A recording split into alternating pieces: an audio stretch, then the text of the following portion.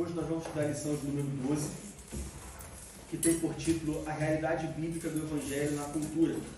E como os irmãos sabem, todo início de lição faço questão de repetir, de lembrar, nós temos visto nesse trimestre sobre assuntos específicos e assuntos práticos que a Bíblia nos traz para a nossa vida cristã cotidiana. Então nós falamos sobre casamento, falamos sobre finanças, falamos sobre trabalho, falamos sobre sexo. Na semana passada nós falamos sobre a esperança do cristão, sobre onde nós cristãos devemos colocar a nossa esperança, não só na vida eterna, como nós vimos, mas também no dia a dia, todas as manhãs, o que nós devemos esperar, qual devem ser nossas expectativas. Falamos sobre pecado, sobre salvação, sobre santificação. E hoje nós vamos falar sobre o impacto ou a realidade do Evangelho dentro da cultura local, dentro da cultura do mundo. E aí, para isso, primeiro, claro, nós vamos ver o que significa a cultura.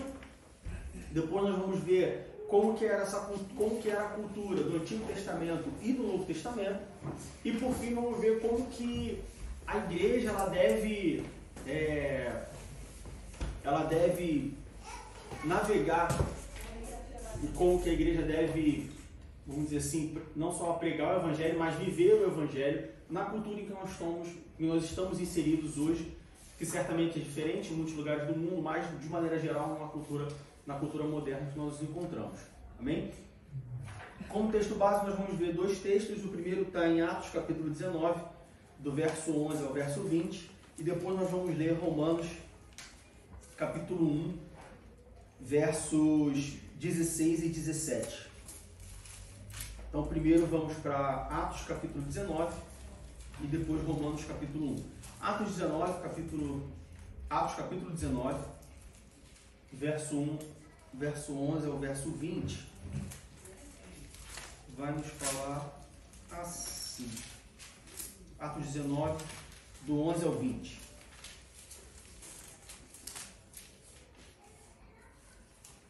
Todos acharam?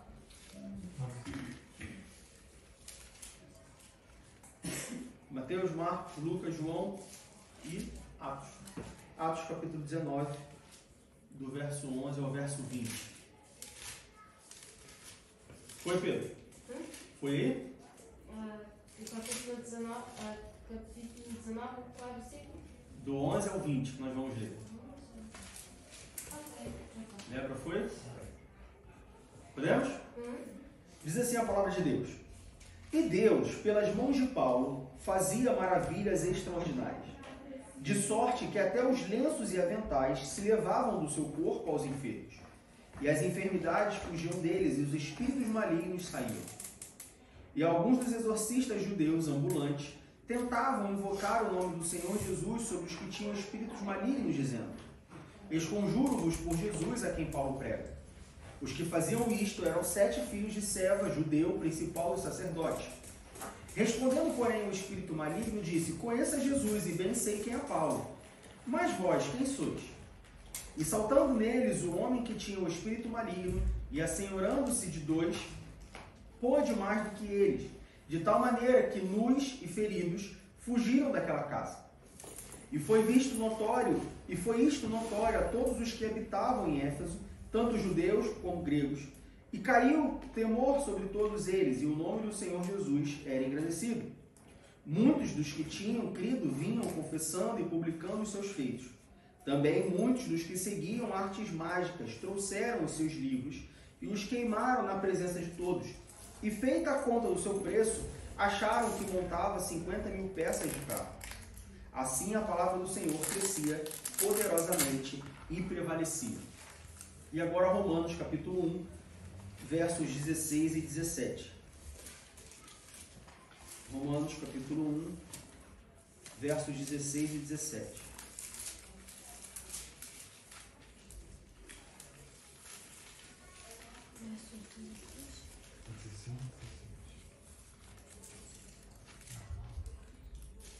Romanos 1, 16 e 17.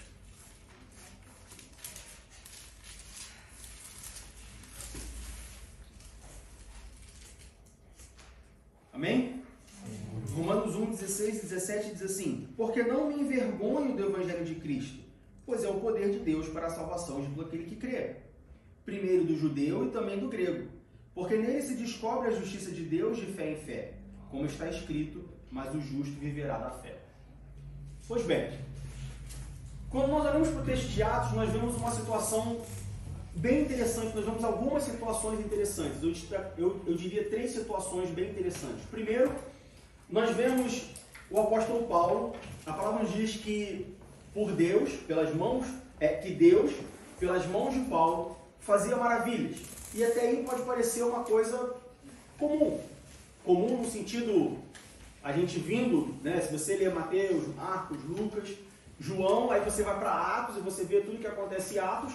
Então, pode não parecer nenhuma novidade Deus fazer maravilha através da mão de Paulo. Só que o texto também nos diz que as roupas, os lençóis de Paulo, as pessoas pegavam essas peças e levavam até os enfermos para curar os enfermos. Então imagina, por exemplo, que Paulo estava aqui na igreja, chegava uma pessoa e falava assim: Paulo, minha mãe está internada e está doente no Brasil. Aí, me dá a tua camisa aí. Ele pegava a camisa de Paulo, ia lá, colocava a camisa de Paulo em cima da minha mãe e minha mãe era curada. Uma coisa parece até uma coisa meio estranha, um certo misticismo, né? Trazendo isso para os dias de hoje, parece até uma coisa, soa estranho, mas a palavra de Deus nos diz que isso acontecia. No versículo 12 diz, de Atos 19, de sorte que até os lenços e aventais se levavam do seu corpo aos enfermos. E as enfermidades fugiam deles, não só as enfermidades, mas diz ainda no versículo 12, e os espíritos malignos saíam, ou seja, demônios eram expulsos apenas com lenços, aventais de Paulo. O segundo fato interessante é que, mediante tudo isso, mediante essa situação, o livro de Atos também nos diz que alguns exorcistas judeus, e aí o livro no versículo 14, menciona que eram 7 filhos de Seva, que eram sacerdote, tá? O principal dos sacerdotes, ou seja, uma pessoa influente no âmbito religioso daquela sociedade. Que essas pessoas, esses adivinhos, eles tentavam, no versículo 13, diz que essas pessoas eram ambulantes, ou seja, pessoas na rua, pessoas aleatórias, vamos assim dizer, que eles tentavam usar o nome de Jesus, o nome do nosso Senhor Jesus, para expulsar demônio nas ruas. E aí, é interessante, ao mesmo tempo que essa situação ela é interessante no sentido ruim da palavra, porque nós vemos pessoas que se aproveitavam daquela situação, do que acontecia com Paulo, para poder, talvez até mesmo ganhar dinheiro, ou se beneficiar de alguma forma. Mas é interessante como que no versículo 13, diz como que eles faziam isso, e diz assim: esconjuro-vos por Jesus a quem Paulo prega. Olha que interessante, eles tentavam expulsar o demônio, não com a autoridade que tinha sobre eles, mas olha, esconjuro-vos em nome de Jesus, e até aí tudo bem, porque nós fazemos as coisas em nome de Jesus, nós vemos isso na Bíblia, Jesus nos ensina isso, mas eles falam assim: não esconjuro-vos por Jesus a quem eu prego, a quem eu creio, a quem eu sirvo, a quem eu sigo, mas sim a quem Paulo prega, ou seja, literalmente está ali como uma terceira parte. Você tem Paulo, você tem Jesus, e aí eu expulso o demônio em nome de Jesus a quem Paulo prega, ou seja, não tem nada a ver com a história, estou só apresentando aqui, né, os mediadores e eles que fazem as coisas. E aí, ainda dessa segunda situação que nós vemos no capítulo 19, nós vemos que o demônio chega para eles e fala assim: olha, eu conheço Jesus. Jesus me é conhecido. Eu também sei quem é Paulo. É notório quem é Paulo. Mas e vocês? Quem vocês são? E aí eu queria abrir um parêntese para a gente fazer uma reflexão de...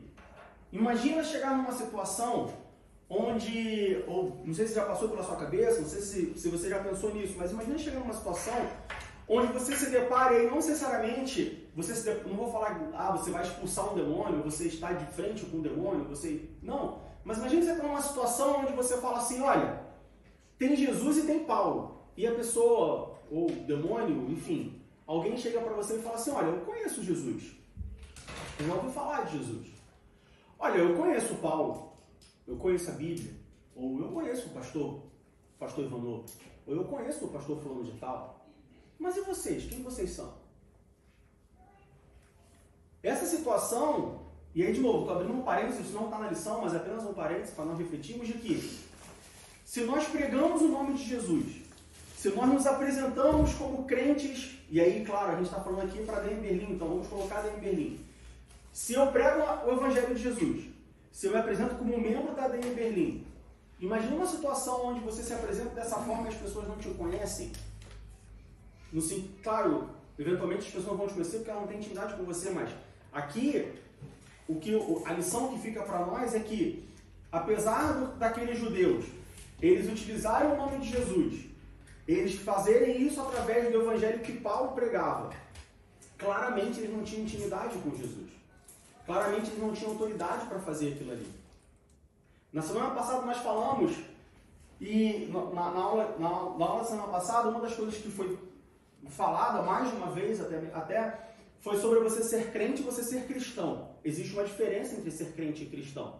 Aqui a gente vê essa diferença. Nós vemos aqui que o demônio ele fala assim, olha, Jesus eu conheço. O demônio era crente. Eu falei isso na semana passada. Mas ele não era cristão, mas ele não é cristão. Os exorcistas judeus, eles são crentes nessa situação. Porque eles conhecem Paulo, eles ouviram falar de Jesus e eles usam até o nome de Jesus, mas eles não são cristãos. Então, mais uma vez, é um parêntese, apenas uma breve reflexão para nós refletirmos se, quando nós utilizamos o nome de Jesus, quando nós utilizamos, nos apresentamos como membro da igreja, seja a igreja local ou a igreja universal de Cristo, as outras pessoas, elas reconhecem isso em nós? Ou elas falam assim, não, eu conheço Jesus, já ouvi falar de Jesus, já me falaram várias vezes sobre Jesus. Não, eu conheço a DM Berlim, eu conheço a igreja evangélica, eu conheço a Assembleia de Deus. Mas você não me parece ser alguém que segue a Jesus ou alguém que frequenta uma igreja. Isso é muito perigoso se chegar a isso para nós. Se nós nos encontrarmos numa situação dessa. Porque significa que a gente prega o evangelho, isso significa que nós nos apresentamos como alguém de um meio, mas na verdade nós não agimos como tal pessoa. Nem como quem segue a Jesus, nem como quem convive ou faz parte, nesse caso, da Igreja de Cristo. Então, apenas uma breve reflexão. E aí, a terceira situação que nós encontramos em Atos capítulo 19, lá a partir do verso 17, diz que aconteceu essa situação, né, do espírito maligno com aqueles 7 homens, e aí, quando a gente vai ver lá no versículo 17, entende-se que o espírito maligno deu um couro nos camaradas, os caras saíram nu, todo machucado. Isso foi notório, ou seja, toda a população que estava ali, eles ouviram isso, eles reconheceram isso. E aí, no versículo 18, diz assim, muitos dos que tinham crido vinham confessando e publicando os seus feitos. E aí no versículo 19, até o versículo 20, tem uma situação onde as pessoas, no versículo 19 diz assim, também muitos dos que seguiam artes mágicas trouxeram os seus livros e os queimaram na presença de todos, e foi feita a conta do preço e deu 50.000 peças de prata. E assim a palavra do Senhor crescia poderosamente e prevalecia. Ou seja, essas situações, essas duas situações, tanto de Paulo, dos lenços de Paulo, do avental de Paulo ser levado para curar para os demônios, tanto quanto essa situação do demônio com os exorcistas judeus, isso tudo, nós vemos no versículo 18, 19 e 20, que isso gerou uma transformação naquela população local. A ponto de que não foi necessário alguém chegar para eles e falar assim, olha, isso que vocês estão fazendo é errado.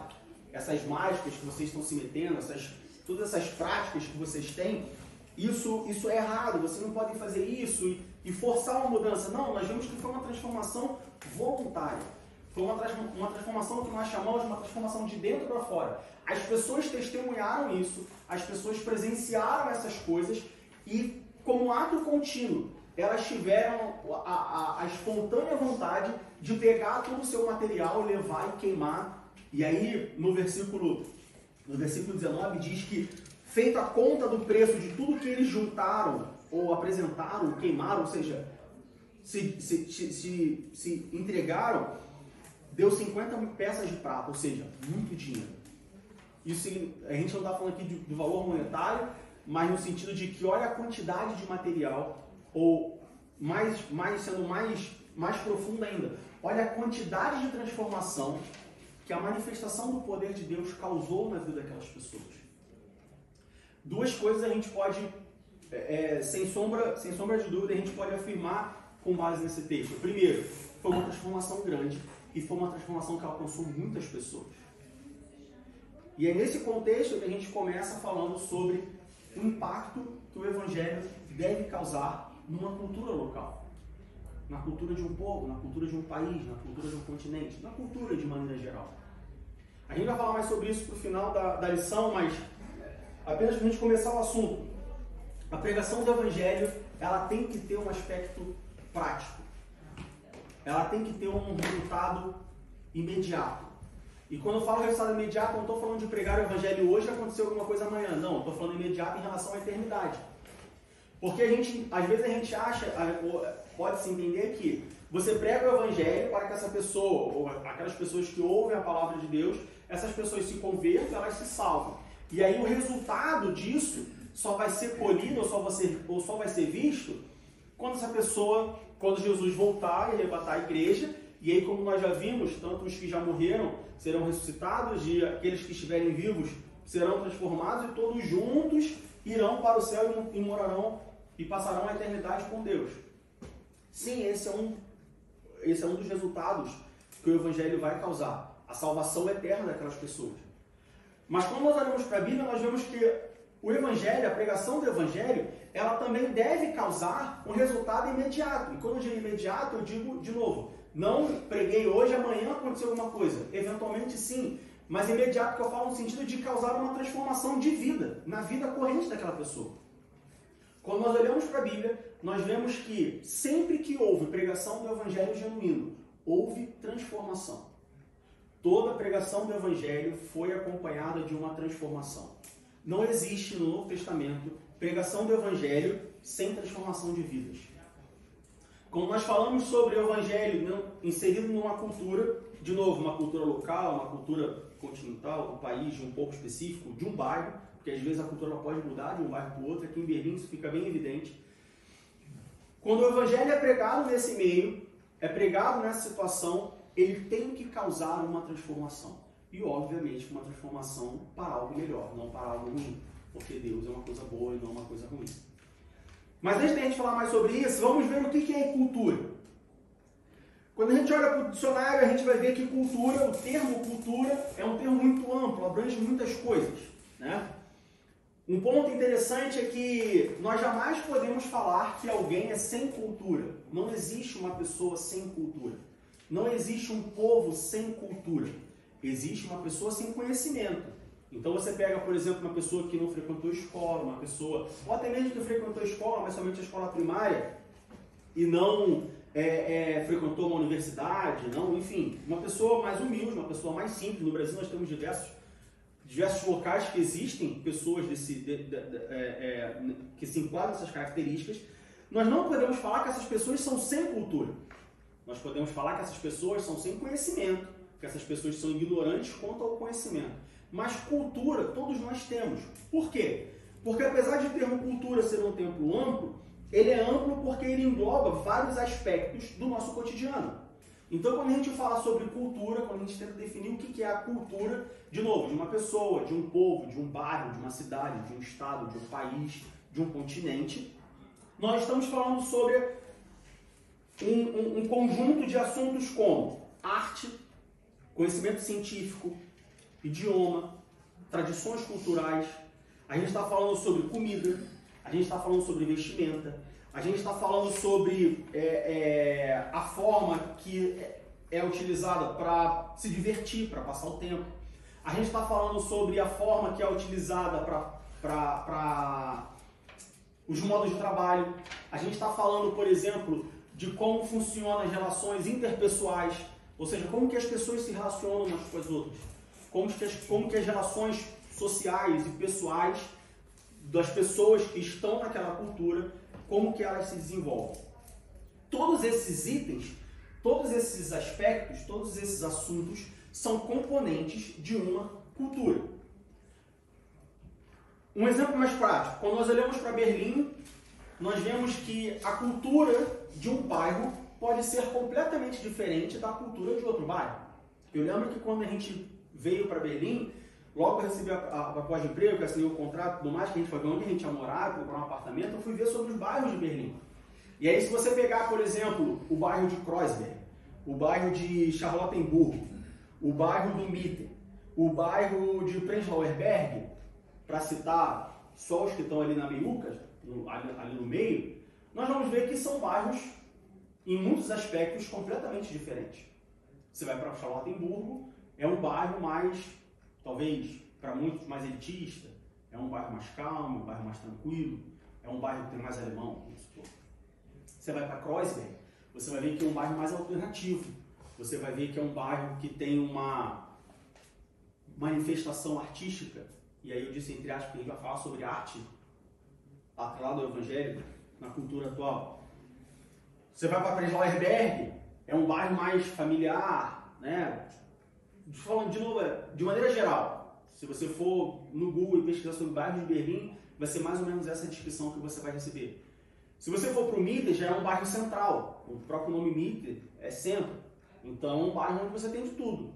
Você pode estar na rua e você vê um punk com cabelo espetado, corrente pelo corpo. Aí você vira as costas, tem uma família, 3 filhos, um cachorro passeando. E você olha, dá 2 passos e você vê um grupo de imigrantes se reunindo, fazendo alguma coisa. Mas o fato é que, dentro da mesma cidade, que não é uma cidade grande, se você comparar com São Paulo, Nova York, Londres, as principais capitais do mundo, é uma cidade relativamente pequena, vamos assim dizer. Dentro dessa cidade, você tem diversos bairros que possuem culturas diferentes. Se a gente sair um pouco do contexto de bairro, da mesma cidade, se você pegar a Alemanha, os próprios alemães dizem que Berlim não é Alemanha. Porque se você sair de Berlim, Berlim como um todo tem uma cultura. Se você for para Hamburgo, é completamente diferente. Se você for para o sul da Alemanha, para Baviera, parece que você está em outro lugar completamente diferente. E a gente já ouviu, eu já ouvi vários testemunhos, até mesmo nosso próprio irmão André já falou isso para mim, que quando você chega no sul da Alemanha, você não entende o alemão do sul da Alemanha. É um idioma diferente. Ou seja, uma outra cultura. Se você pegar a Europa como um todo, nós estamos na Alemanha, nós estamos na Europa Central. Se você sair da Europa Central e você for para a Europa Oriental, Ucrânia, Albânia, Sérvia, Montenegro, Polônia, os países da Europa Oriental, é uma outra Europa. Em certos pontos, em alguns assuntos, é uma Europa, vamos dizer assim, são países menos desenvolvidos, são países, de maneira geral, de novo, menos tecnológicos, são países onde ainda tem uma forma de viver mais rústica, né? É diferente. Se você sair da Europa Central e você for para a Europa Ocidental, se for para Espanha, Portugal, Itália, Inglaterra, França, você vai ver que é uma outra Europa, diferente da Alemanha. É uma outra cultura. Se a gente sair da Europa e a gente for para a América, ou se a gente sair da Europa e a gente for para a Ásia, nós vamos ver que a mudança cultural ela é ainda maior.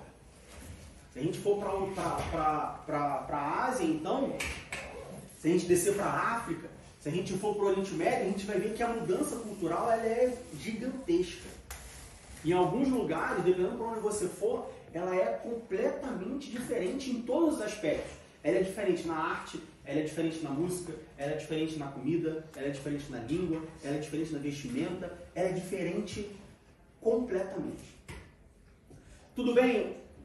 Até aí é onde nós definimos o que é uma cultura? Todos no mesmo ponto? Sim? Pois bem. Passado o ponto onde a gente entendeu o que é uma cultura, nós precisamos entender como que se forma uma cultura. Como que essa cultura ela é perpetuada, ou seja, como que essa cultura ela é passada para frente. Como que se forma uma cultura? Uma cultura ela se forma a partir dos hábitos de uma pessoa. estava tendo essa conversa com a Fabiana essa semana, e aí eu falei para ela, se você pegar duas famílias, isolar essas duas famílias numa parte do mundo sem contato nenhum com nenhum outro grupo de pessoas, e você voltar 400 anos depois, você vai ver que essas duas famílias elas se desenvolveram, essas relações sociais se desenvolveram de forma que elas criaram uma outra cultura, diferente da cultura original delas, ou da cultura de onde elas vieram. Porque o desenvolvimento de uma cultura depende dessas relações interpessoais. Como que essas culturas elas são passadas adiante? Elas são passadas através, normalmente, através da família, em primeiro lugar. Ou seja, quando você mora, quando você está inserido no ambiente familiar, é natural que você adquira, que você passe a fazer aquilo que os seus pais fazem, por exemplo. Então, naturalmente, você vai comer o que os seus pais comem. Então, se os seus pais não comem peixe, é natural que você não coma peixe, que você desenvolva um paladar mais para carne.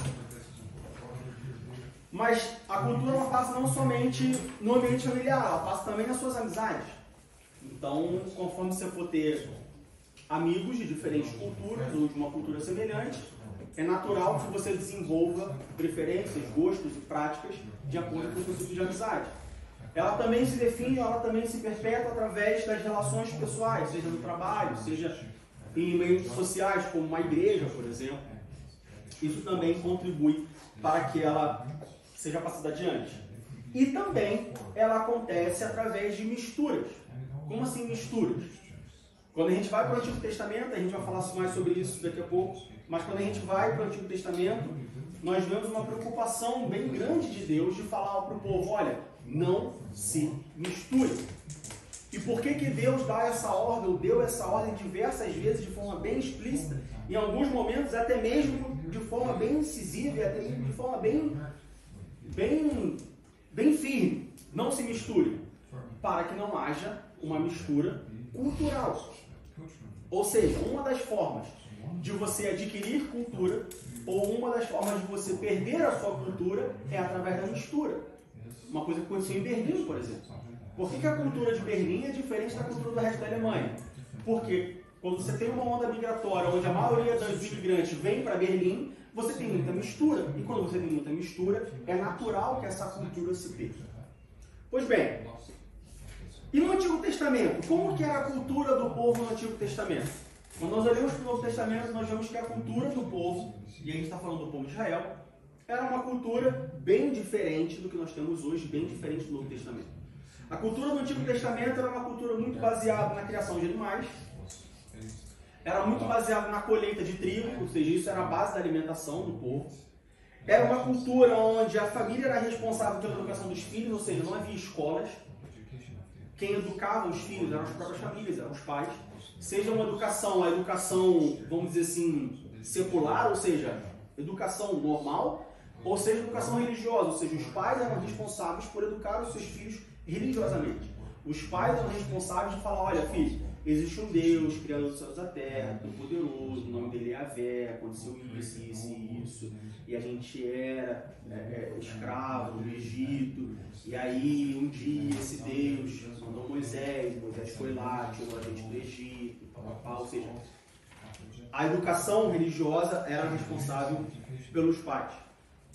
Assim como os pais eram responsáveis por transmitir essa educação, transmitir essa cultura, os pais também eram responsáveis por iniciar as crianças, os seus filhos, na fé em Deus.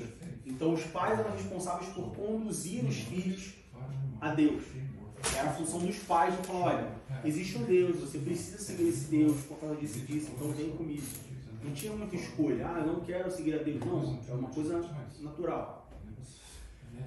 Quando nós olhamos para o Antigo Testamento, nós vemos que o trabalho, a cultura do trabalho no Antigo Testamento, ela era um pouco dividida. Você tinha, de um lado, um modo de trabalho, um modo de escravidão. E aí, de novo, sempre que a gente olha sobre escravidão na Bíblia, a gente não pode comparar a escravidão da Bíblia, mais especificamente no Antigo Testamento, com a escravidão que aconteceu na Europa ou no Brasil, na África há 500, 600 anos atrás. Era um tipo completamente diferente de escravidão. Às vezes eu já vi muitas pessoas se questionando, poxa, mas Abraão tinha escravos, porque o povo de Deus tinha escravos, então quer dizer que eles açoitavam os escravos em praça pública, amarrados no tronco? Não. Então, a gente precisa entender como que era a escravidão nos tempos bíblicos.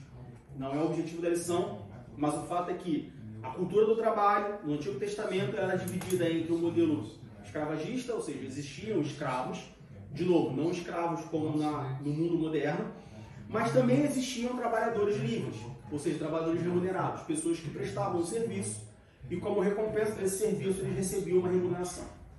Tá? Não necessariamente em dinheiro, a gente está falando do Antigo Testamento, mas eles eram remunerados, ou seja, recebiam algo em troca do seu trabalho.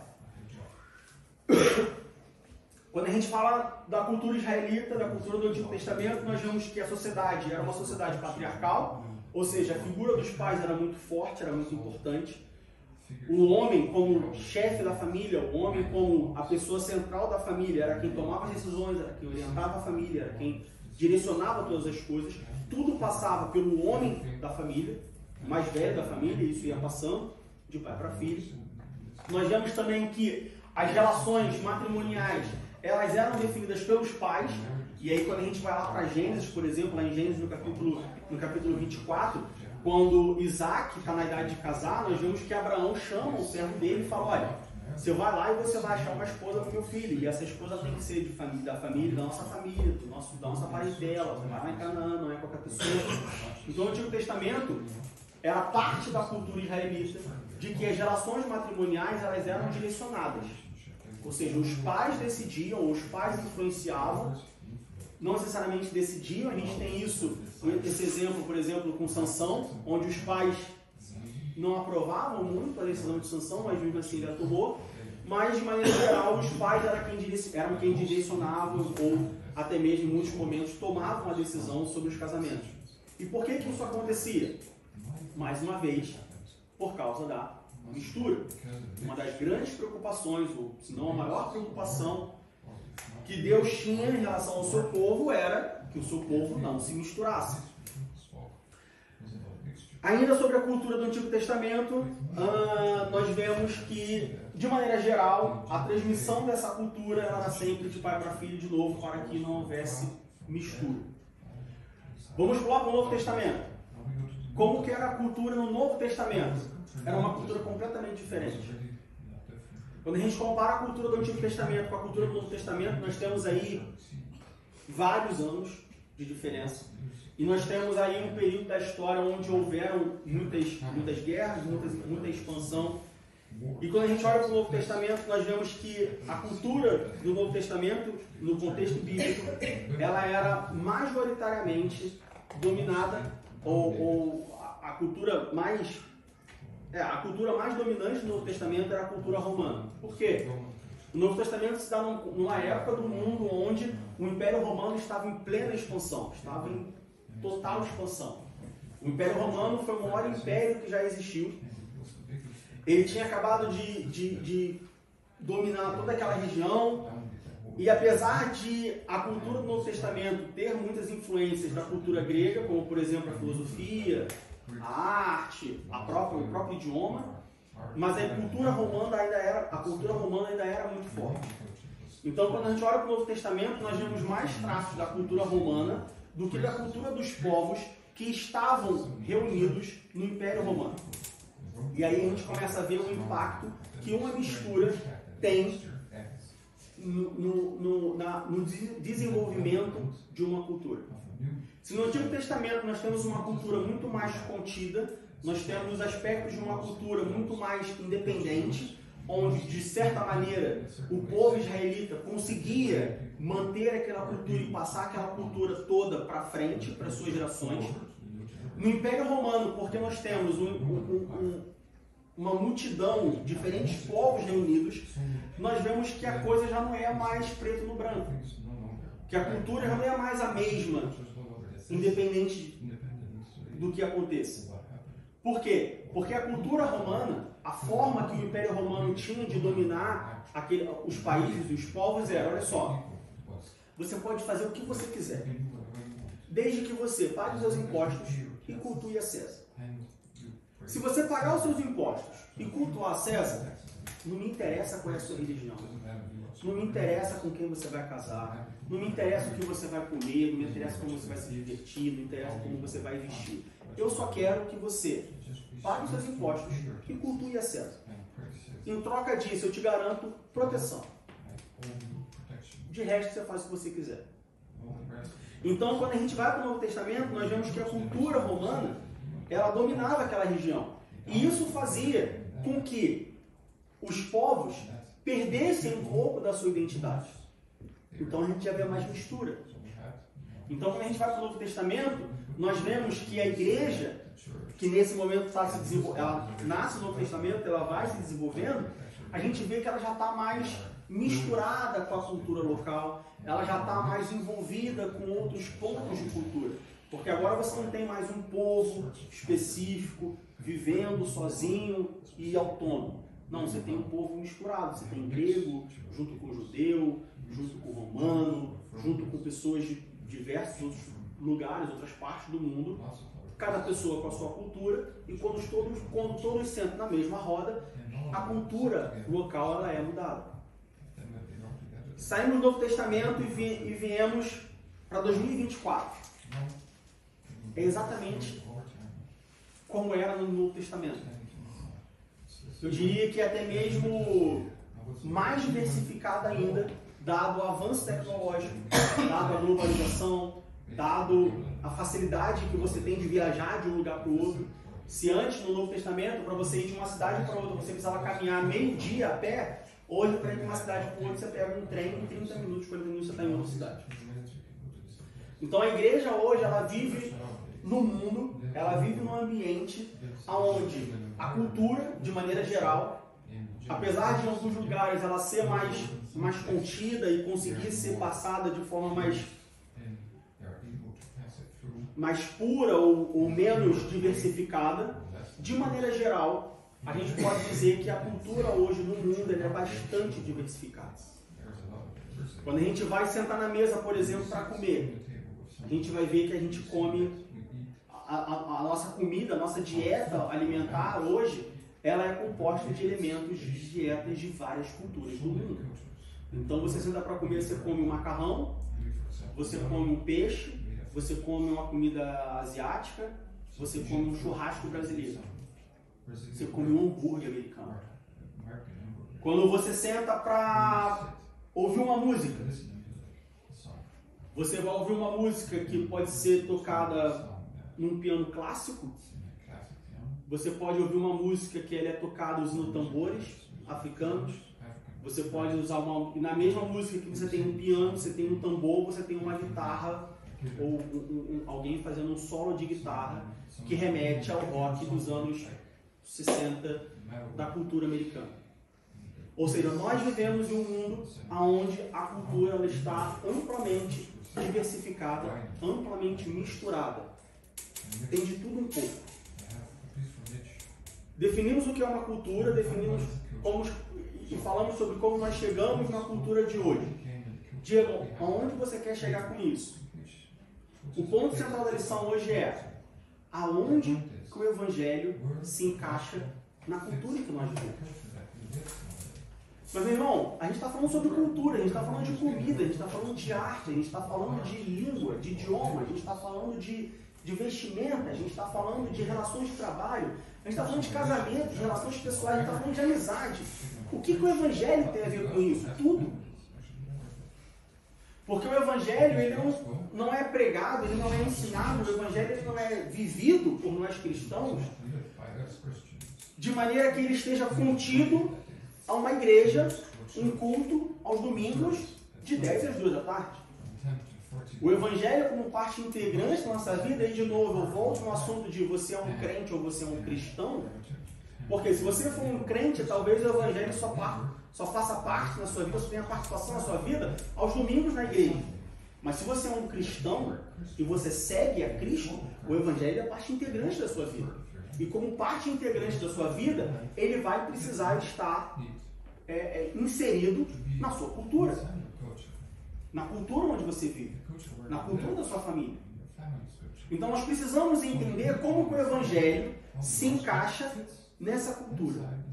E quando a gente vai falar sobre, quando a gente reflete sobre como que o Evangelho de Cristo se encaixa na cultura em que nós vivemos, nós vamos ver que não é um quebra-cabeça onde a peça se encaixa. Muito pelo contrário. Eu diria que na maioria dos assuntos, o Evangelho ele não encaixa com a cultura local.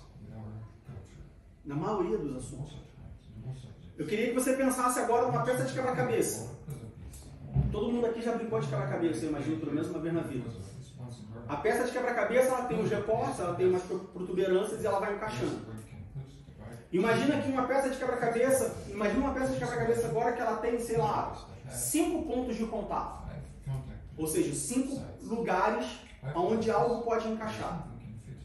Se a gente for pegar numa peça a cultura local, familiar, cultura, a sua cultura, a cultura em que você vive, e você for pegar o Evangelho, eu diria que se encaixar 2 peças, olha, você é sortudo.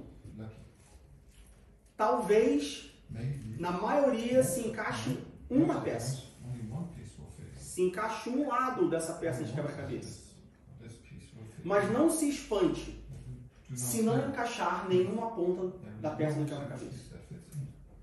Não seria algo surpreso, baseado na Bíblia.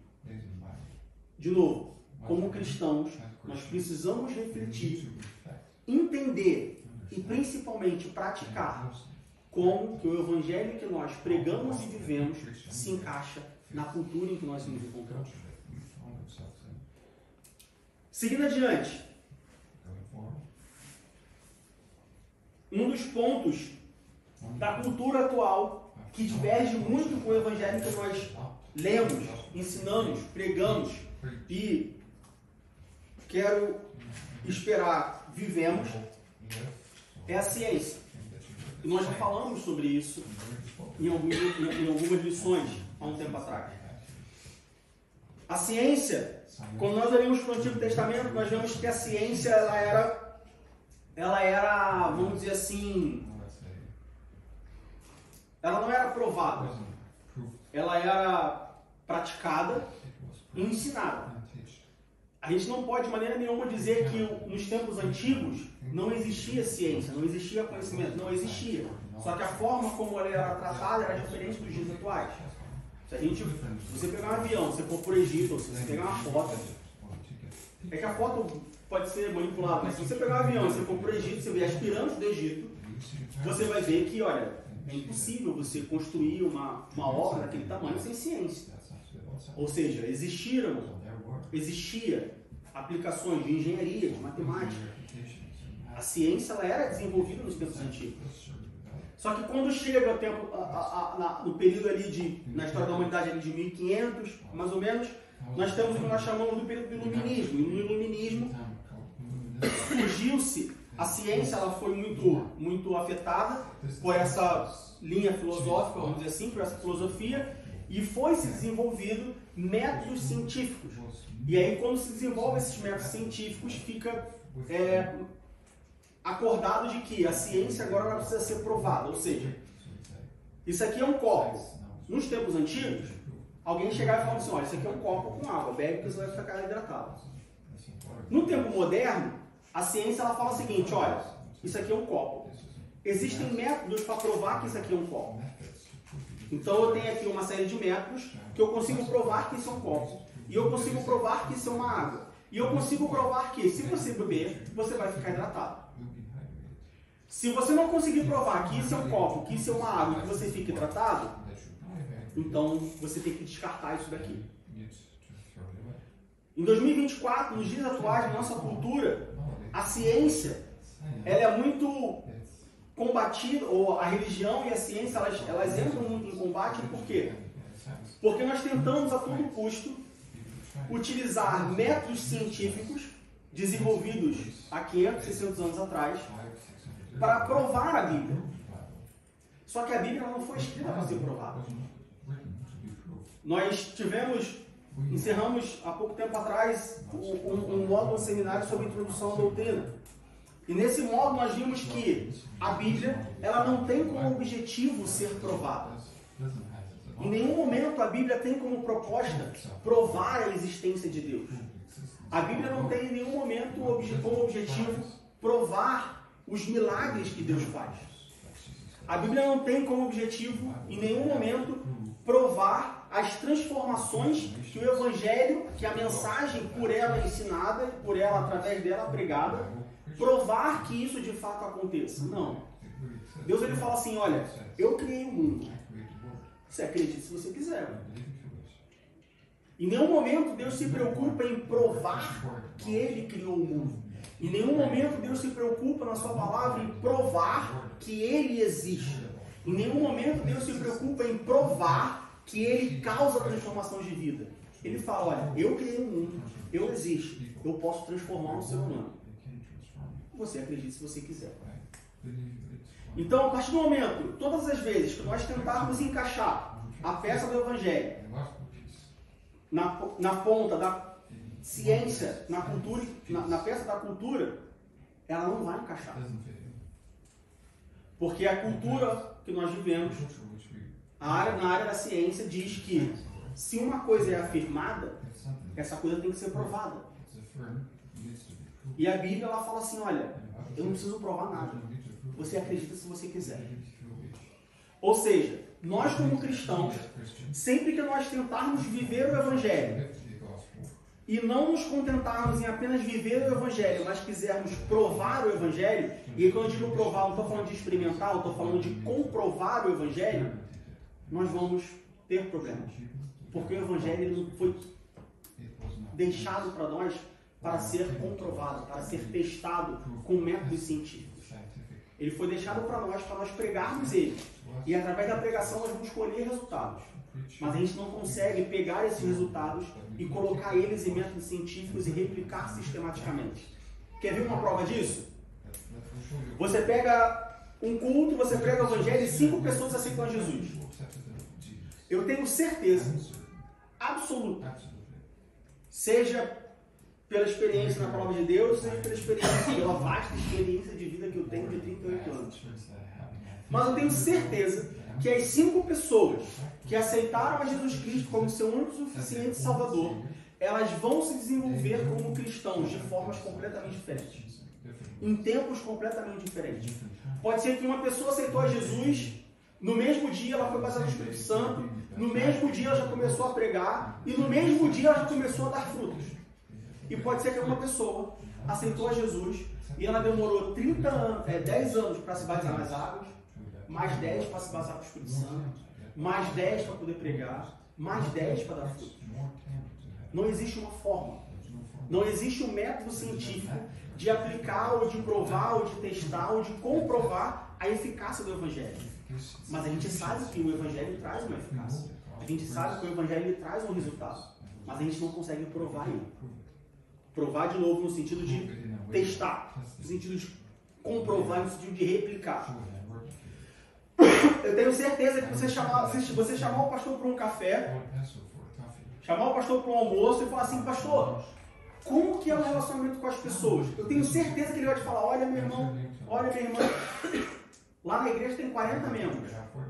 E eu preciso tratar os 40 de uma forma completamente diferente. O que eu faço para um, não dá certo para o outro. O que eu faço para o outro, não dá certo para um. Porque as pessoas são diferentes. Você não consegue colocar na mesma caixa. Um outro ponto que nós vemos onde, normalmente, na maioria das vezes, a cultura não se encaixa com o Evangelho, é, por exemplo, no campo da arte. O mundo hoje ele é um mundo muito artístico.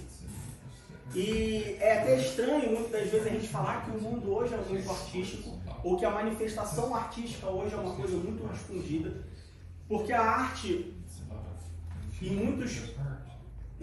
muitas formas, de muitas maneiras, ela é muito subjetiva.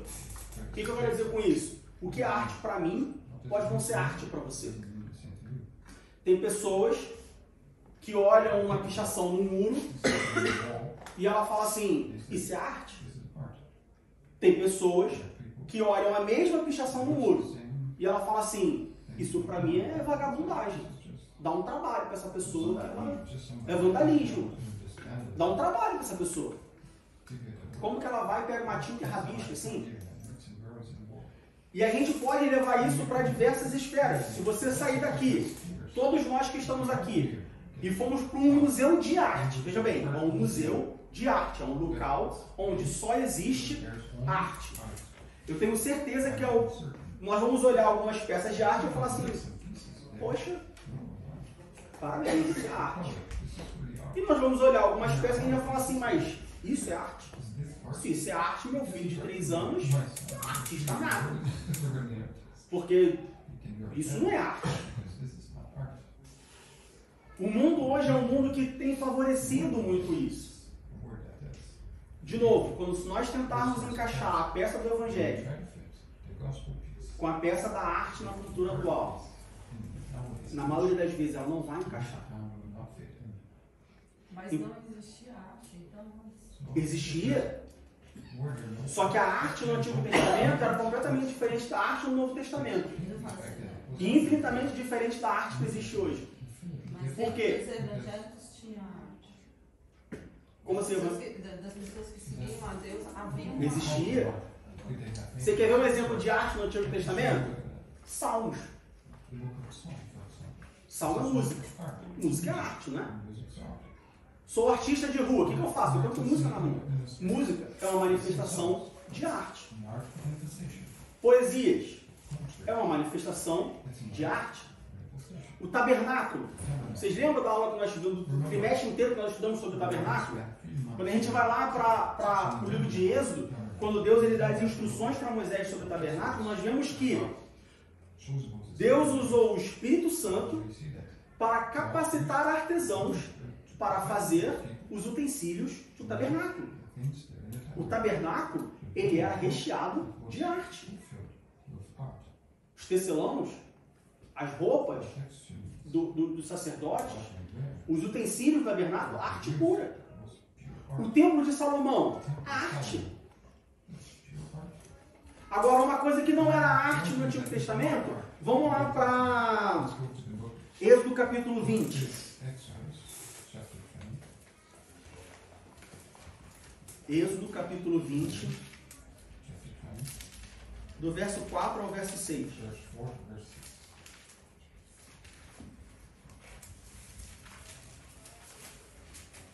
Êxodo capítulo 20, do verso 4 ao verso 6.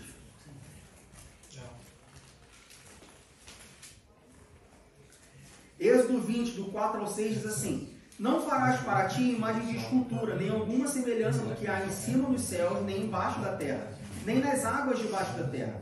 Não te curvarás a ela, nem a servirás, porque eu, o Senhor teu Deus, sou Deus zeloso, que visito a maldade dos pais dos filhos, até a 3ª e 4ª geração daqueles que me aborrecem. E faço misericórdia em milhares aos que me amam e guardam os meus mandamentos.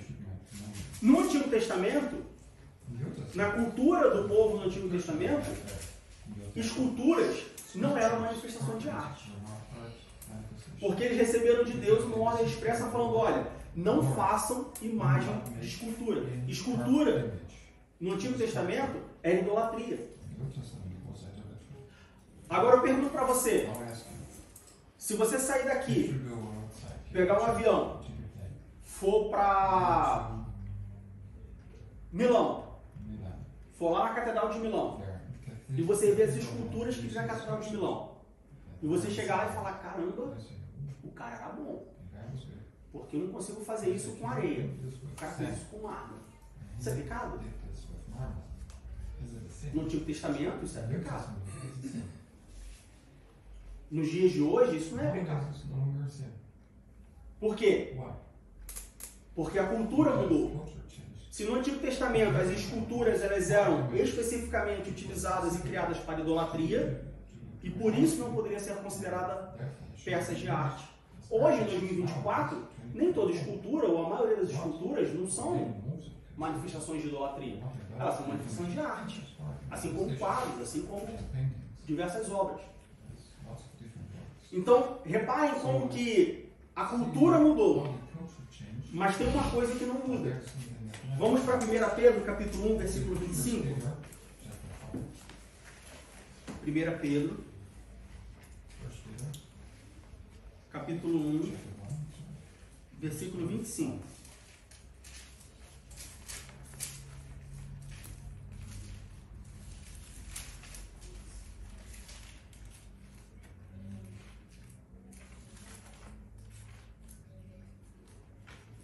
Primeira Pedro capítulo 1, versículo 25 diz assim: mas a palavra do Senhor permanece para sempre. E esta é a palavra que entre vós foi evangelizada. Pedro ele é categórico em afirmar o seguinte: olha, a palavra de Deus não muda. Tudo na nossa vida, do nosso nascimento até o dia que nós morremos, é composto por uma peça que muda e uma peça que é parada, que é estática. Tudo. Do momento que você nasce ao momento que você morre, tudo que acontece na sua vida é composta por duas peças, ou mais, mas pelo menos duas. Uma peça que se move e uma peça que fica parada. O Evangelho, ele é uma peça parada. O Evangelho ele nunca se move. Porque o Evangelho é uma mensagem de um Deus que não se move. Não se move no sentido de que ele não muda. Não é que Deus é uma estátua que fica parada para sempre. Não. Deus não muda. E porque Deus não muda, a sua palavra não muda. E porque a sua palavra não muda, o seu Evangelho, as suas boas novas, ela também não muda.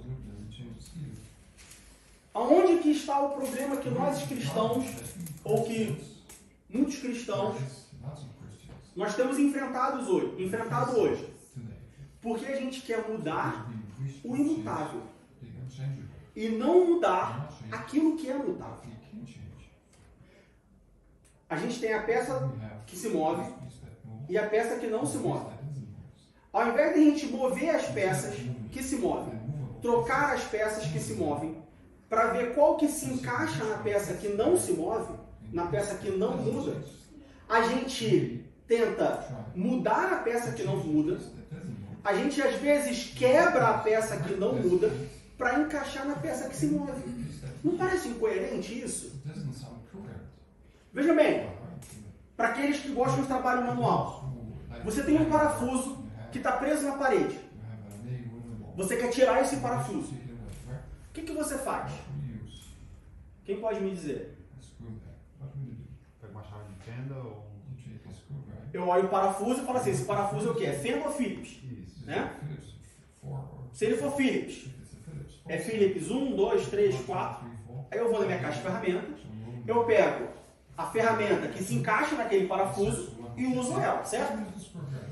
Se o parafuso for Phillips, ou se o parafuso for fenda, e eu só tiver chave Phillips na minha mala de ferramenta, o que você faz? Eu vou faca. Vai na mala. Uma faca? Pega a faca. Você pega uma faca.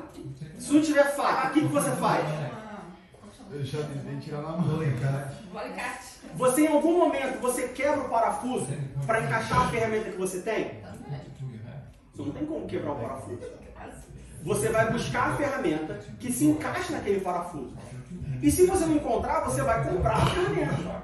Mas o fato é que você não quebra o parafuso para que ele se encaixe a ferramenta que você tem. Você pega a ferramenta, você descobre a ferramenta para encaixar no parafuso. Ou seja, você troca a parte móvel para poder encaixar na parte que está fixa. Você não troca a parte fixa para se encaixar na móvel. Por que quando nós falamos de evangelho e cultura, a gente troca a parte fixa, o evangelho, muitas das vezes a gente quebra a parte física, o evangelho, quando nós quebramos a Bíblia, não quebrar a Bíblia no sentido de quebrar fisicamente, mas a gente quebra no sentido do texto. A gente distorce o texto, a gente falsifica o texto, a gente muda o texto, a gente quebra a parte fixa para se encaixar na parte móvel, a nossa cultura. Para encaixar o conceito de arte de 2024 no Evangelho, ao invés de a gente mudar a arte, a gente muda o Evangelho. Quer ver um exemplo? Dança. No Antigo Testamento nós vemos pessoas dançando. Miriam dançou, Davi dançou. Aí ao invés de olhar, bom, no Antigo Testamento o povo dançou. Como que o povo dançou? Por que que o povo dançou? Qual era a dança que o povo dançou? E ver se isso se encaixa no Evangelho, na adoração a Deus. O que que eu faço? Não, eu danço e qualquer forma de dança louva a Deus. Ou seja, eu troco o Evangelho para se encaixar na parte móvel, que é a dança.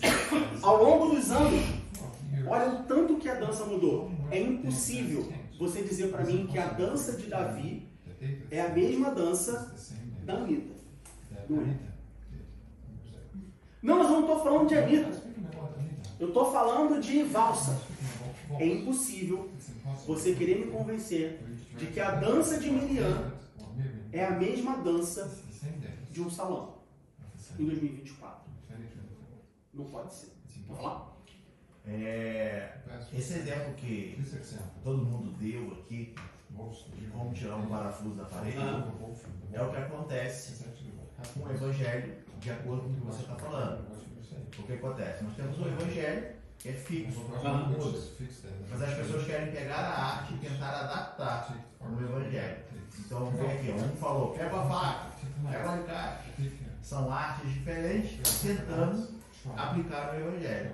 Então, o que a gente vê hoje é exatamente pessoas que querem tirar um versículo de contexto para justificar aquela ideia que ela teve de implementar um departamento na igreja para atrair a multidão. Aí sabe o que é interessante? Se você utilizar uma faca para tirar um parafuso de fenda, você pode até conseguir tirar. Mas você vai conseguir tirar da forma certa? Porque às vezes você consegue tirar, mas esse parafuso tem que ir para o lixo. Você não consegue reaproveitar esse parafuso, porque você usou a ferramenta errada. Às vezes você pega um versículo para poder tirar o parafuso, para poder basear uma ideia. Você talvez até consegue. Mas como resultado, esse novo evangelho que você criou, baseado em um versículo, ele não serve mais. Ele perdeu a sua função. Ele perdeu a sua funcionalidade. Isso, a gente deu exemplo, manifestações de arte, música, dança, ciência. Se você tentar mudar a parte móvel da ciência para se encaixar, se você tentar mudar a parte fixa do evangelho para se encaixar na parte móvel da ciência, vai dar ruim. Você não vai conseguir. Se tem uma das coisas, se tem uma coisa que muda ao longo dos anos, é a ciência. Métodos novos são descobertos, formas novas são descobertas. Às vezes, novas descobertas invalidam descobertas antigas, que até pouco tempo atrás era, olha, isso aqui é isso aqui. Pau é pau, pedra é pedra. Mas aí descobre que não, nem toda pedra é pedra. Tem pedra que é pau e tem pau que é pedra. E aí você mudou o evangelho. Uma coisa que não muda, porque Deus não muda, para se encaixar em algo que muda. E aí depois tem que mudar de novo. E mudar de novo. E mudar de novo. E mudar de novo. Mas não será que é porque a gente muda muito rápido? Sim. Sem dúvida. Nós mudamos muito rápido. E esse é o ponto. Nós mudamos. Mas 1 Pedro disse que Deus também muda. Eu mudo. Deus não muda. Quem que tem que se adaptar? Eu ou Deus? Hã? Nós. Só que o que a igreja tem buscado hoje é: eu mudo. Deus não muda. Não, mas ele tem que mudar por causa disso. Não vai mudar por causa dele. Mas é justamente porque você muda. É justamente porque a cultura que nós estamos inseridos muda. É justamente porque o mundo muda. E muda muito rápido que a gente não pode de maneira nenhuma querer mudar o evangelho para se adaptar a algo que muda. Meus irmãos, não faz sentido. Você não faz isso na sua vida normal. Você não faz. Porque é incoerente, é ilógico, é irracional você mudar algo que muda muito, você mudar algo que é fixo por causa de algo que muda muito. Isso não existe, nós não fazemos isso no nosso dia a dia. Por que nós fazemos isso no Evangelho? Mas, assim, eu entendo, mas não faz sentido, porque faz sentido, mas como que vai te explicar? Vamos supor, ainda existe muita gente, vamos falar da máquina de lavar louça. Antigamente lá não tinha, hoje tem. Mas nem todo mundo tem a máquina de lavar louça. Mas por que eu não posso ter a máquina de lavar louça? Mas aí que tá, você pode ter a máquina de lavar louça. Desde que a máquina de lavar louça, como uma peça mutável, não faça com que você tenha que mudar o Evangelho, que é uma peça imutável.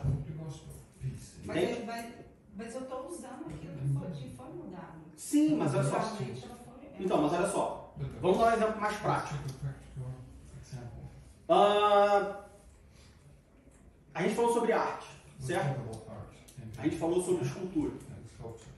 No Antigo Testamento, as esculturas elas eram abomináveis, porque as esculturas elas representavam idolatria. Em 2024, toda escultura ela representa idolatria? Depende da escultura. Depende da escultura. Se eu colocar como é que é o nome daquele? Se eu colocar uma santa, é uma idolatria, certo?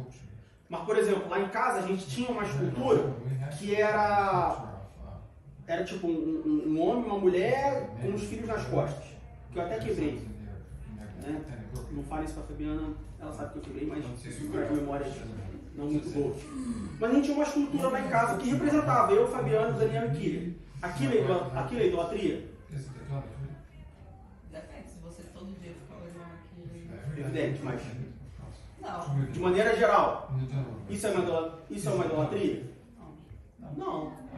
É apenas um objeto de decoração.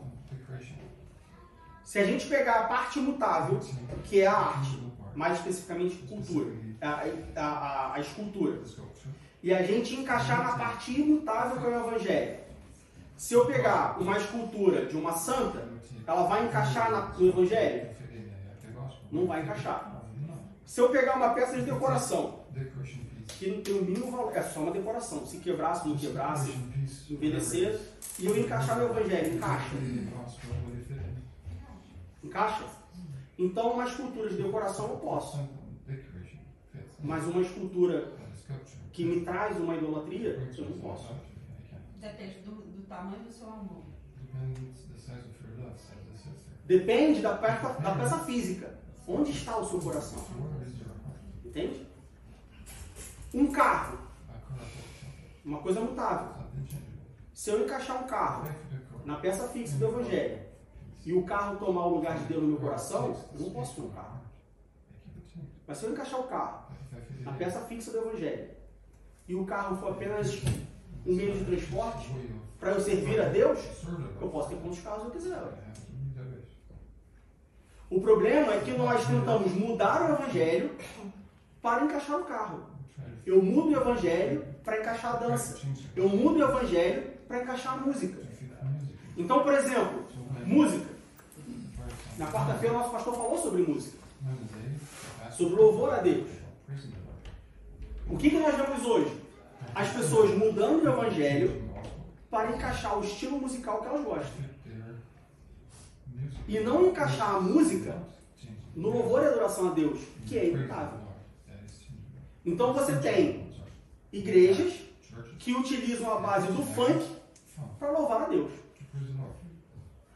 Talvez esteja mudando o Evangelho para encaixar o estilo que eu gosto. Eu era funkeiro antes de me converter. Eu me converti e eu quero continuar ouvindo funk. Mas eu não posso usar ou continuar ouvindo o funk do Morro do Rio de Janeiro, porque ele é indecente, porque ele é sexual, porque ele não se encaixa com o Evangelho. Então eu mudo o Evangelho para encaixar os funk que eu gosto. E aí a gente entra no efeito que o Evangelho causa, ou deveria causar nas pessoas, que foi o que nós começamos a falar no início. O principal, ou o efeito imediato O evangelho ele causa dois efeitos. Ele tem um efeito imediato e um efeito remoto. O efeito remoto, a salvação do indivíduo, vida eterna com Deus. O efeito imediato, a transformação na vida daquele que aceita Jesus como seu suficiente Salvador. A transformação daquele que vive o evangelho. Quando a gente fala sobre essas peças que movem e a peça fixa que é o evangelho, o efeito que o evangelho deve causar, ou ele causa em alguém que verdadeiramente aceitou a Cristo, é a transformação de vida. Quando nós mudamos o evangelho, esse evangelho agora ele não é mais eficaz. Esse evangelho agora não causa mais transformação. Mas o evangelho genuíno, ele causa transformação. E esse é o principal resultado do evangelho de Cristo. A transformação no indivíduo. É quando o indivíduo ele tem uma peça que não encaixa e o evangelho físico. Quando ele vai encaixar, ele não encaixou. Aí o que o evangelho faz? Ele transforma aquele indivíduo. Agora ele encaixa. Vamos para o Novo Testamento? Pregação do evangelho. Quem pode me dar um exemplo de uma pessoa que foi transformada pelo evangelho? Pedro. Hã? Pedro. Paulo. Zaqueu. Nicodemos. De maneira geral, a gente vai dizer que todos os apóstolos. Bom, não todos. Judas não foi transformado. Mas no Novo Testamento, nós vemos diversos exemplos de pessoas que foram transformadas pelo Evangelho. O Evangelho, quando pregado, ele tem que causar transformação. Como que você sabe se você está mudando a peça fixa do Evangelho ou não? Se ele causa transformação ou não. Porque veja bem, eu tenho uma peça quadrada e eu tenho um Evangelho que é redondo. O quadrado encaixa no redondo? Não. Certo? Como que eu sei que esse Evangelho está causando transformação? Quando o redondo vira quadrado e encaixa no Evangelho. Aí o Evangelho está transformando. O quadrado está transformando o redondo. Agora, se o Evangelho, o quadrado, mudar para redondo, para se encaixar com o redondo, então quem está transformando não é o redondo em quadrado, é o quadrado em redondo. Quem está se transformando não é a pessoa para se adequar a Deus. É o Evangelho para se adequar à pessoa. Por isso que a igreja sofre hoje. Por isso que a igreja tem tanta descredibilidade hoje. Porque o Evangelho é mudado para se encaixar as pessoas. É o Evangelho que é mudado na teologia da prosperidade. É o Evangelho que é mudado olha, venha do jeito que você está e fique do jeito que você é. É o Evangelho que é mudado, por exemplo, que você tem igrejas que apoiam o homossexualismo, porque Deus ama todos. Porque o que importa é o seu coração, não o seu corpo, não a forma como você vive. O Evangelho, ele tem que causar transformação nas pessoas. Tem um pastor muito famoso que ele fala uma frase que eu acho magnífica.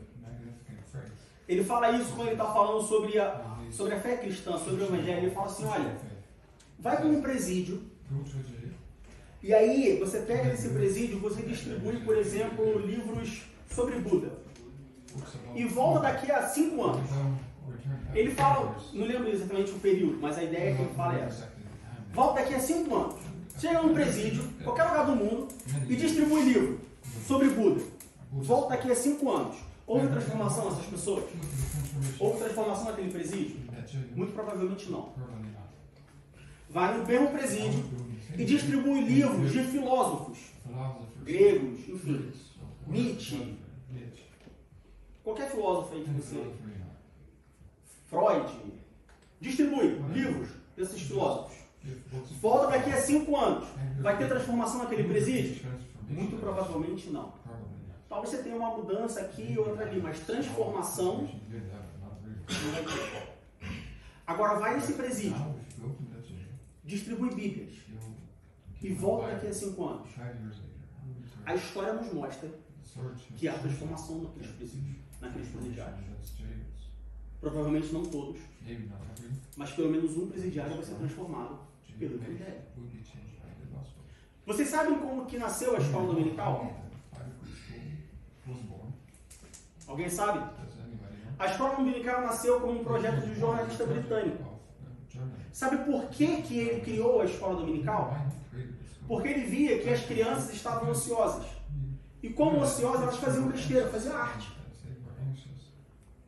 E ele falou assim, bom, vou pegar essas crianças, levar para a igreja e ensinar a Bíblia para essas crianças. Sabe qual foi o resultado? As crianças pararam de fazer besteira. Houve transformação. O maior poder do Evangelho é a transformação de vidas. Se nós pregamos o Evangelho e não vemos transformação de vida, a pergunta que eu faço é, será que estamos pregando o Evangelho? Ou será que estamos adaptando o Evangelho? O Evangelho adaptado não causa transformação. Assim como peça adaptada não resolve o problema. Muitas das vezes você tem um problema na sua casa para resolver, você não tem a forma correta. O que você faz? Ah, vou fazer uma adaptação, a famosa gambiarra. Gambiarra não resolve o problema. Às vezes a gambiarra causa muito mais problema. Evangelho adaptado, na maioria das vezes ele causa muito mais problema do que traz solução. Mas o Evangelho genuíno e verdadeiro, ele causa transformação. Todas as sociedades, todas as culturas, todos os povos que foram alcançados pelo verdadeiro Evangelho, houve transformação, sempre para melhor. Repara que eu disse, verdadeiro Evangelho, porque alguém pode falar assim, imagina, os portugueses, quando chegaram no Brasil em 1500, e eles catequizaram os índios, eles causaram mais destruição do que transformação. Sim, concordo com você. Porque eles evangelizaram os índios? Não, eles catequizaram os índios. É diferente. Diego, na Idade Média, quando os reinados, os reis, enviaram, quando a igreja enviou as cruzadas para o Oriente, eles causaram destruição no Oriente. Sim, concordo. Mas eles evangelizaram o Oriente? Ou eles quiseram tomar o Oriente à força? Porque eu tenho certeza que se eles tivessem no seu coração a proposta de evangelizar o Oriente, a história teria sido diferente. Eu tenho certeza, se quando os portugueses chegaram no Brasil, eles tivessem a proposta de evangelizar os índios, o resultado seria diferente. Porque o Evangelho puro e genuíno, ele sempre causa transformação. Sempre.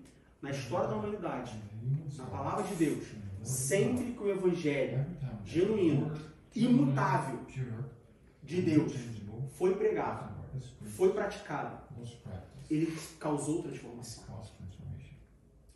E é dessa forma que nós vemos se uma igreja realmente está produzindo algo. Como que eu sei que uma igreja é uma igreja boa? Quem sabe me dizer? Como você avalia se uma igreja é uma igreja boa? Quando ela é bíblica. Quando ela é bíblica. Mas o que é ser bíblica? Quando ela vive pela palavra. Tá. Mais alguma coisa? Alguém quer complementar? Quando há transformação, crescimento através de... Quando há transformação. Como que eu sei se uma igreja é uma igreja boa? Como que eu sei se uma igreja é uma igreja firme? Eu não sei se uma igreja é boa porque ela ensina a palavra. Isso pode ser um aspecto. Isso pode ser um indício. Eu não sei se uma igreja é boa olhando para o poder do Espírito Santo, por exemplo. Ah, não. A igreja lá é boa, porque você entra na igreja, já começa o reteté, já começa a língua estranha, profecia, e é aquela coisa toda que, né, eu já ouvi pessoas falando assim, aquela igreja é muito boa. Por quê? Não, porque a igreja lá, você entra na igreja, já começa o reteté, não dá tempo nem de pregar a palavra de Deus. Desconfie, toma cuidado.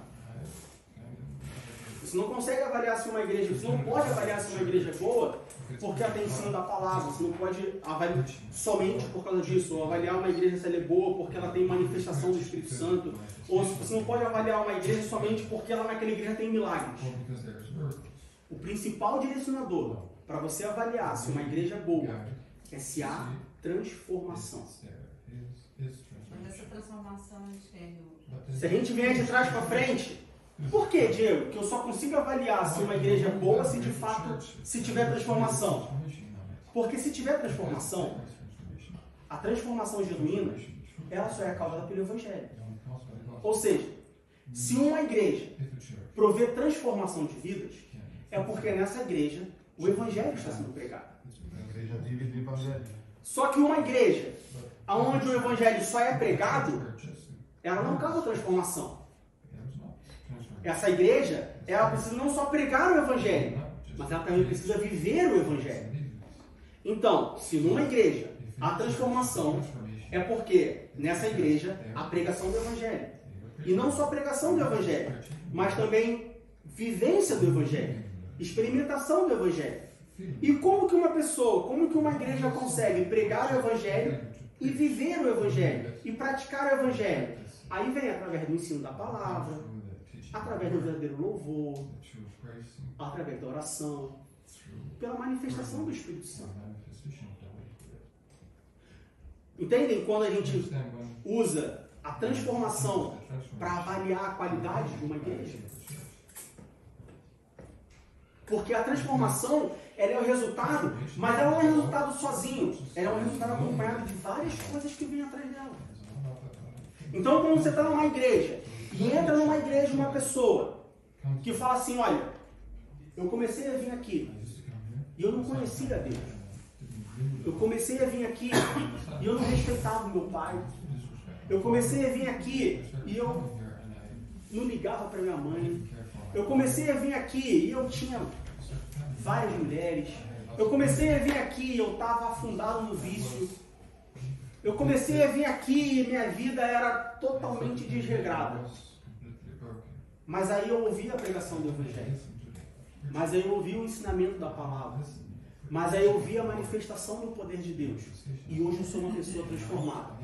Ali você teve a pregação do Evangelho. Ali você teve transformação. Ali Deus está. É normal nós olharmos para sinais. Mas lembra o texto que nós lemos no início, em Atos capítulo 19? Os sinais sozinhos não fazem nada. Os sinais sozinhos, eles não dizem nada, eles são apenas sinais. Para que serve um sinal de trânsito se ninguém parar no sinal? Não serve para nada. Serve só para iluminar. Um sinal, ele só serve para iluminar. O sinal, ele só serve para alguma coisa se ele for acompanhado de uma transformação. Se ele for acompanhado de algo prático. Assim nós medimos a qualidade de uma igreja. Assim nós medimos a profundidade de uma igreja. Assim nós medimos o resultado de um cristão. Quando há transformação. Sempre que você estiver preocupado, se você está no lugar certo, se você está fazendo a coisa certa, se você está no caminho certo, procure indícios de transformação. Olhe para trás, veja de onde você veio. Olhe para o presente e veja onde você está. Teve transformação? Não teve. Bom, então isso pode ser um indício de que talvez as coisas não estejam boas.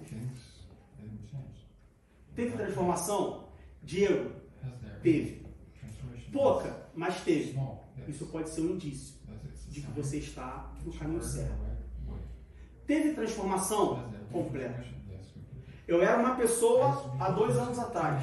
Hoje eu sou uma pessoa completamente diferente. Você está no lugar certo. Porque o Evangelho é poder para transformar. Lá em 1 Tessalonicenses, capítulo 5.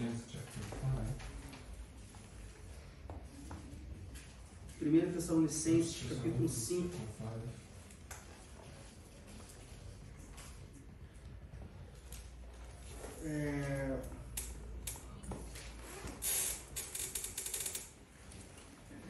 capítulo 1, versículo 5.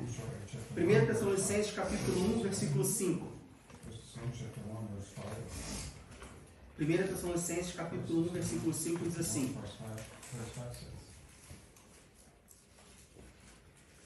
porque o nosso evangelho não foi a vós somente em palavras, mas também em poder, e no Espírito Santo, e em muita certeza, como bem sabeis quais fomos entre vós, por amor de vós. Você quer saber se uma igreja ela é avivada? Você quer saber se uma igreja é boa?